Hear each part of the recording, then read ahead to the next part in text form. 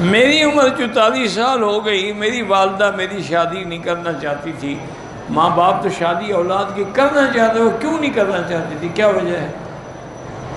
بہرحال اس کی غلطی تھی، اللہ معاف کرے۔ پھر آپ نے ایک بیوہ سے شادی کر لی، وہ اس کو قبول نہیں کرتے، نہ کریں تو علیحدہ رہو۔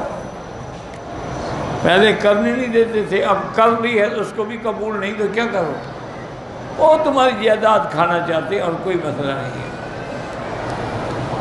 جب تنگ کریں گے تم چھوڑ کے بھاگ جاؤ گے۔ کہتے ہیں کوئی نبی بوٹی ہوتی ہے، مجھے نہیں پتا، نہ نبی بوٹی کا تو نہ اللہ بوٹی کا، یہ لوگوں نے خود بنائی ہوئی ہے۔ حج اور عمرہ میں تجارت کریں، اجازت، بالکل اجازت ہے۔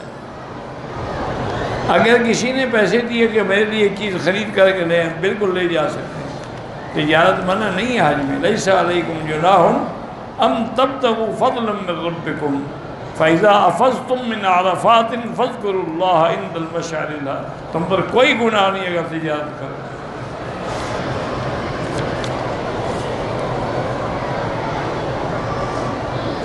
کہتے ہیں جی کہ میرا ایک ساتھی کہتا ہے کہ حضور کا پیشاب پیا، بالکل صحیح روایت ہے، پیا ہے۔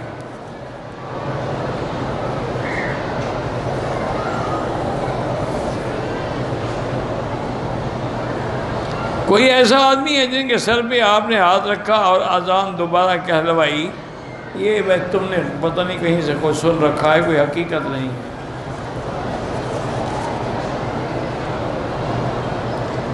کافر ملک میں رہائش رکھنا بالکل ناجائز ہے، الا کوئی مجبوری ہے یا دین کی دعوت کے لیے جانا چاہتا ہے، ورنہ نہیں جانا چاہیے۔ میرا بھائی جتنے لوگ کافر ملکوں میں گئے ہیں نا، اب رو رہے ہیں، لڑکیاں آزاد ہو گئیں، لڑکے آزاد ہو گئے۔ اچھا، وہاں کی جو قانون ہے وہ اتنا سخت ہے کہ لڑکی کے ساتھ اس کا فرینڈ ہے، دوست آیا ہوا ہے، ماں باپ بول ہی نہیں سکتے۔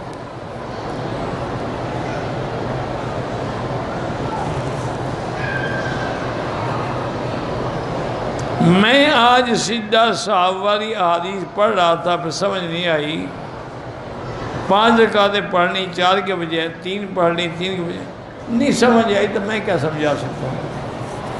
دوبارہ نماز پڑھو، آئندہ تجربے نہ کرتے رہو۔ پاکستان جدہ سے فلائٹ ہے، وہاں ایئرپورٹ پہنچے تو ہماری فلائٹ چلی گئی تھی، جدہ سے بغیر احرام مکے آ گئے، ٹھیک ہے کوئی بات نہیں، جدہ سے احرام باندھنا کوئی ضروری نہیں۔